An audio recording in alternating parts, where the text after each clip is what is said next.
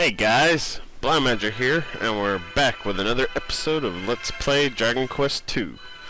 On the last episode we went through the King Dragon's castle, and in this episode we're going to continue onward.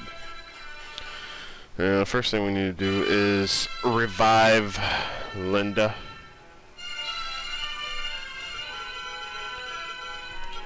Since we had to sacrifice her to get to the treasure chest there, since we are too low a level to know safe step or whatever it's called that lets you walk over such panels without taking damage.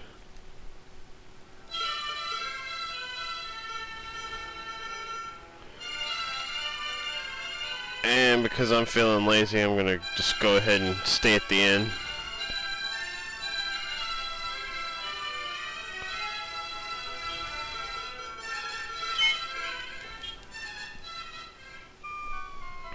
Now, one thing I want to point out is that all of our travels have, not really put us up against anything stronger than we've already fought, but all the equipment that we can currently buy is pretty much weaker than what we already have. Although it appears that the giant's hammer is for some reason stronger than Erdrick's sword. I'm not sure on the reasoning behind that. I know in the NES version it's far weaker. But anyways, I would suggest just going ahead and passing on the giant's hammer, because in this episode we're going to take a small detour before we actually do what the grandson of the King Dragon suggested.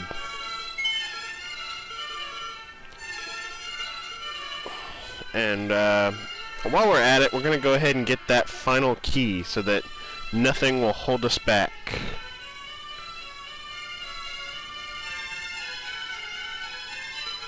So let's get to it. Now, one thing I noticed when I was playing the NES version is that the spell Repel is highly effective in the boat.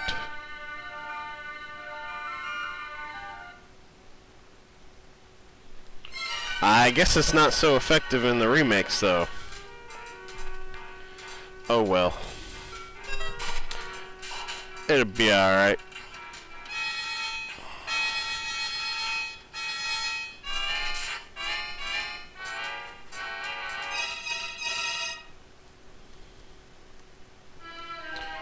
Alright, we want to get out of the Alfgard area.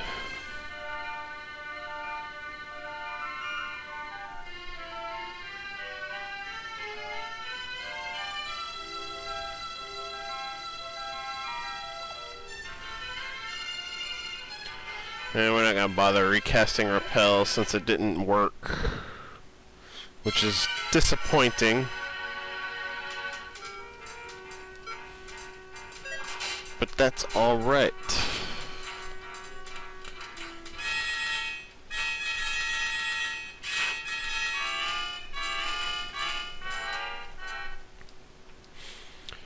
At this point in the game, there's not many more shops to buy equipment from. And there's only 2 swords that are stronger for our heroes to buy. So we're just going to skip straight to the store that has the better of the 2. And we're going to buy it. But the only catch is that it's kind of expensive. In fact, it's near about 20,000 if I remember correctly from when I played the Game Boy Color version. I don't know if the price has been tweaked between this and the NES version though.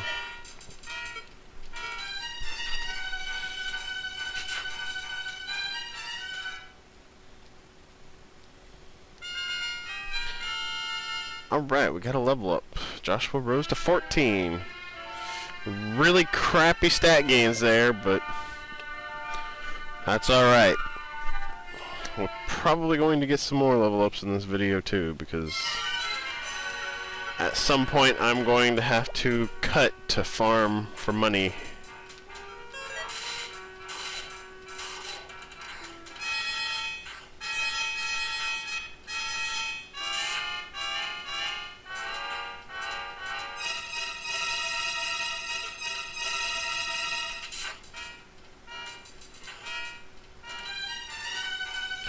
Although I do have a good portion of money right now. There's that treasure again. But we're going to go up and over towards the right this time.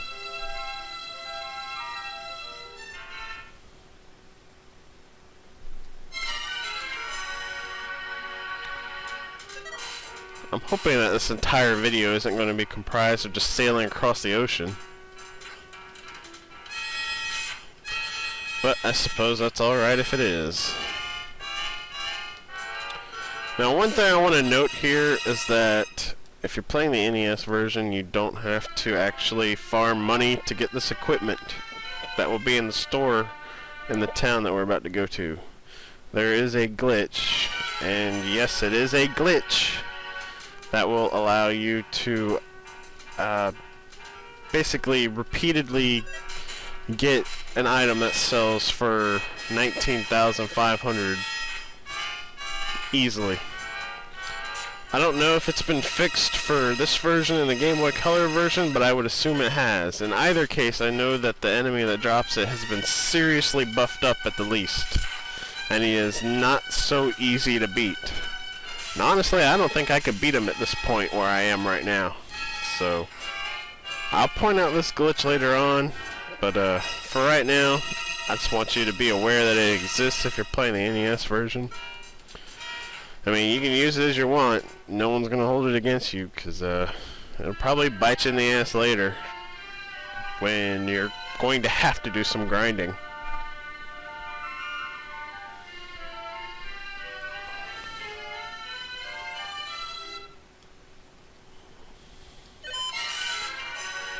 Alright, I think I'm just going to cut out some of these battles until I get where I'm going, because, yeah, this is taking too long. So, see you guys in a bit. And we're back. Sorry about that. I'm just going to cut out battles until we get where we're going, since they're taking up too much of our time.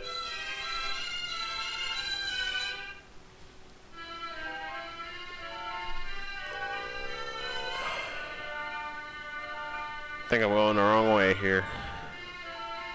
I know it's near this coast is where we need to be.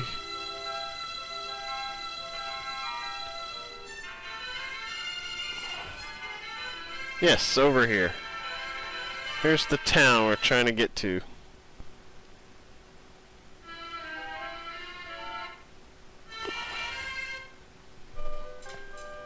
Now, you can't get into the town until you have the gold key. Everyone left me behind and disappeared somewhere. Oh, I'm so lonely. Poor guy. Anyway, let's go into the town. Welcome to the town of Purpoi. This town is to the south of the mountains of Rhone. We didn't want to fall under Hargon's curse, so we built this town underground. Makes sense. Alright, so here's the shop.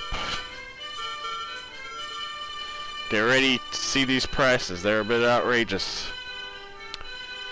Yeah. Now, we definitely want to get a light sword for Rolando. And I would suggest getting it for him first, since our Prince of Laurasia already has the Sword of Erdrick. He can actually deal with it for a little while. The mink coats, you can get them if you want. Honestly, I think I would pass on it. I mean, maybe get one, but I would definitely pass on saving up to get a second one, because you're going to get an armor that's better for free later on in the game, so keep that in mind. And we'll want to get one of these power shields for Rolando. Anyways, I think with our gold card, I should be able to afford one of these light swords now. I'm going to go ahead and get that for Rolando.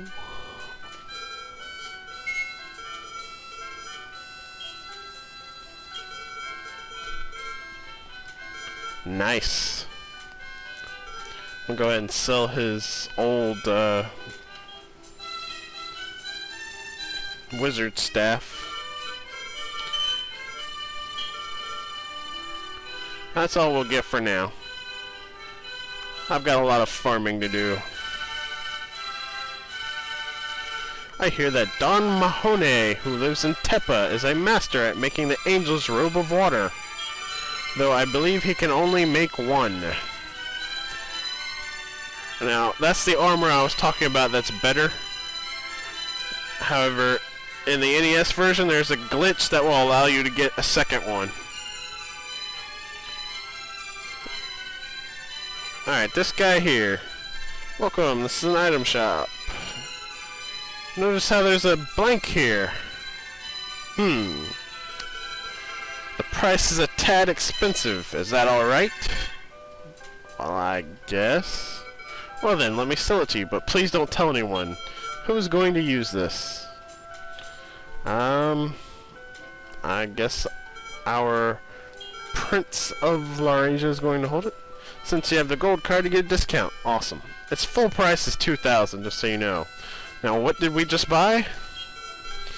I will show you what we just bought. We bought the jailer's key. Now we can open any door. I hear that Hargon is skillful at creating illusions. However, you have the protection of the spirit of the earth, Rubus. You can break through them. Did you people come here to buy the jailer's key? Why, yes, we did. I heard that it's sold in this town, but I think that rumor is preposterous. Another item shop. Now, we're going to buy some bell amulets. One for each person. The Dragon's Bane is what it's called in the NES version. I think I said something about that in a previous playthrough, or a previous... Can't even talk right. A previous episode. And I called it a Dragon's Bane, thinking that's what it was called in this version. Anyways, if I'm correct, it's just like the Dragon Scale from Dragon Quest 1. Just gives you some small stat increases. And of course we will have to equip them by using them.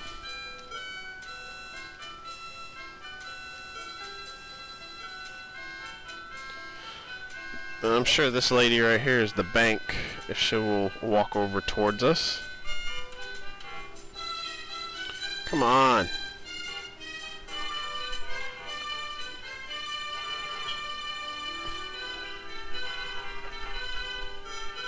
Yes, this is the bank. And this guy should be the lottery. Nope, I am done with the lottery. Here's the inn. Excuse me, sir, can you tell me where the bath is? What? This isn't a bath? This is a hotel?